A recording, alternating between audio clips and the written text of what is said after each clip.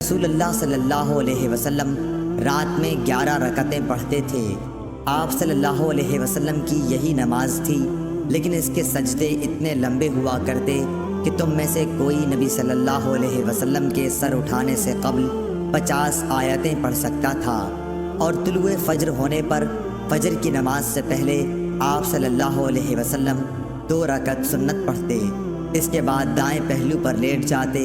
آخر مؤذن آپ صلی اللہ علیہ وسلم کو نماز کے لیے بلانے آتا۔ صحیح بخاری حدیث نمبر 1123۔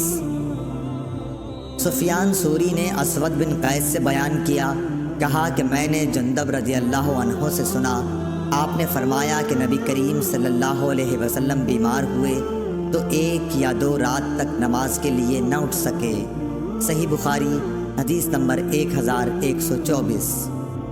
جندب بن عبداللہ رضی اللہ عنہ نے فرمایا کہ جبرائیل علیہ السلام ایک مرتبہ چند دنوں تک نبی کریم صلی اللہ علیہ وسلم کے پاس وحی لے کر نہیں آئے، تو قریش کی ایک عورت ام جمیل ابو لہب کی بیوی نے کہا کہ اب اس کے شیطان نے اس کے پاس آنے سے دیر لگائی۔